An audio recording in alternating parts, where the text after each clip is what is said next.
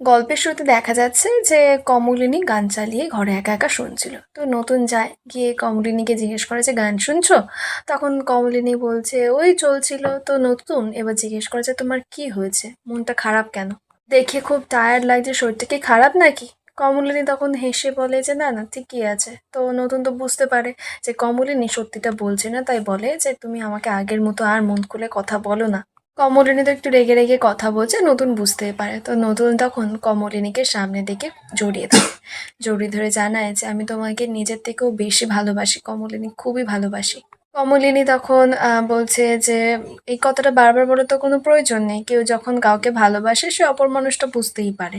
নতুন তখন সরাসরি জিজ্ঞেস করে যে আমাকে কি তোমার কোনো কারণে সন্দেহ হয়? কমলিনী জানায় যে তুমি কি সন্দেহ করার মতো কিছু করেছো? নতুন বলছে না। তো কমল বলছে তাহলে? তখন নতুন জানায় যে অন্য কারোর কথার দায় কিন্তু আমার নয়। কমলিনী বুঝেও না বুঝে ভান করে বলছে মানে?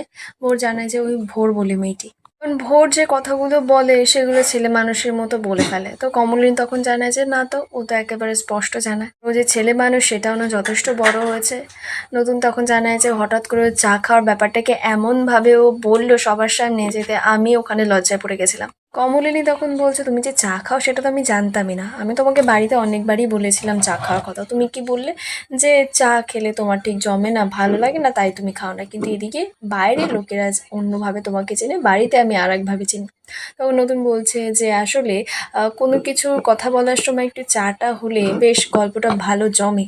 কমলিনী বলছে হ্যাঁ, ভোরের সঙ্গে তো তোমার যোগ্যতায় জমে, এটা তো সত্যি। কমলিনীর ইচ্ছা যে নতুন বাইরের কথা ওকে সে যেন বলে, ওর ইনস্টিটিউটের কথা, পড়াশোনার কথা। তখন নতুন জানায় যে আমার পড়াশোনা এসব ব্যাপারে কথা বলে কি লাভ আছে, বাড়িতে যেখানে আমরা ব্যক্তিগত কথা বলবো, নিজেদের কথা বলবো, সেখানে এই বই খাতা পড়াশোনা নিয়ে কথা বলার কি কোনো প্রয়োজন? নতুন কমলিনীর মধ্যে তো ভোরকে নিয়ে কথা হচ্ছে।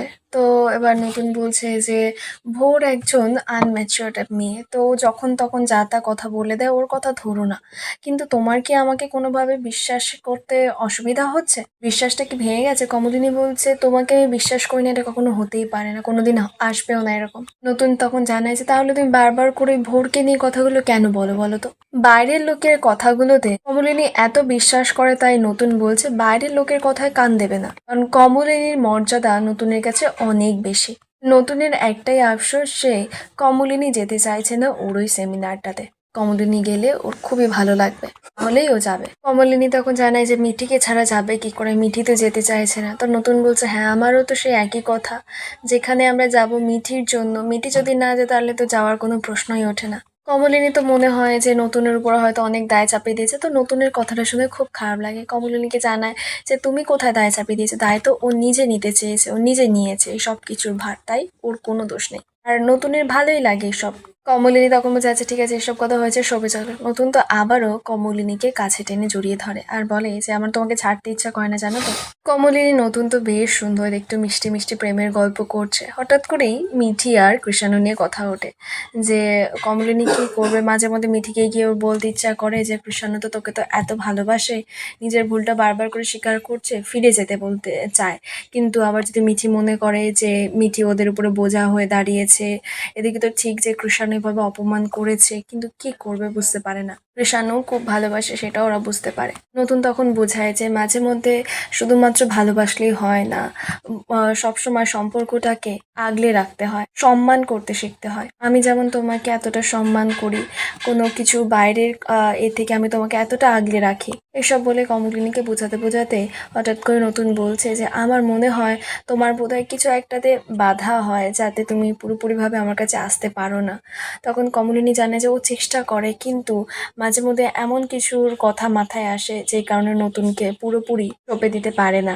নতুনও বোঝে যে কমলিনী চেষ্টা করে, কিন্তু কমলিনীকে বোঝায় যে ও চায় না যে তুমি চেষ্টা করো, ও চায় যে যেদিনকে কমলিনী ইচ্ছায় নতুন কাছে পুরোপুরিভাবে আসবে, সেদিনের মাঝের যে দেওয়ালটা সেদিনকে একদিন না একদিন ঠিক ভেঙে যাবে। এটার জন্যই চেষ্টা করতে হবে, আর ততদিন নতুন ঠিক অপেক্ষা করে থাকবে কমলিনীর জন্য। নতুন আর কমলিনী তো একটু নিজেদের মধ্যে সময় কাটাচ্ছে, ঠিক সেই সময় ভোর ফোন করেছে নতুনের ফোনে। কমলিনী ফার্স্টে ফোনটা ধরছিল, নতুনও বারণ করে, কিন্তু কমলিনী বলে যে দরকারি হতে পারে, গিয়ে দেখে যে ভোর ফোন করেছে। তো কমলিনী নতুনকে ফোনটা দেয়। নতুন তো ফোন ধরেই ভোরকে রাগারাগি করছে যে এত রাতে ফোন করার কি প্রয়োজন আছে, হ্যাঁ আমারও তো নিজস্ব একটা জীবন আছে, এইভাবে কেন ডিস্টার্ব করছো এত রাতে ফোন করে। ভোর বলছে যে আমি করতাম না, আমি জানি এত রাতে ফোন করা উচিত হয়নি, তো আমি ফোন করতে বাধ্য হলাম, আসলে কালকে আমার জন্মদিন। তোমরা কালকে এসো, আমি ইনস্টিটিউটে সবাইকে জানিয়েছি, তুমি আর বৌদি চলে এসো। নতুন বলছে ঠিক আছে, যাবো খানে, কিন্তু এত রাতে বলার তো কোনো প্রয়োজন পড়েনি, কালকে বললেও হয়ে যেত। ওর বলছে ভুল হয়ে গেছে, আসলে একা একা সবকিছু অ্যারেঞ্জ করেছি তো বুঝতে পারিনি এতটা রাত হয়ে গেছে। তো নতুন বলছে ঠিক আছে, তোমার যদি বৌদিকে ইনভাইট করতে হয় তুমি নিজে বলো। নতুন কমলিনীকে ফোনটা দিতে তো ভোর কমলিনীকে নিমন্ত্রণ করে। তো প্রথমে কমলিনী যাবে না বলছিল, তো ভোর জোর করায় কমলিনী তখন জানায় ঠিক আছে কিছুক্ষণের জন্য যাবো, আবার চলে আসবো। ভোর কমলিনীকে বলতে বলতে একটু বেশিই বলে ফেলে, কমলিনী খুব রেগে যায়। তখন নতুন কমলিনীকে বলছে কি দরকার আছে ওর সঙ্গে এত কথা বলার, রাখো না।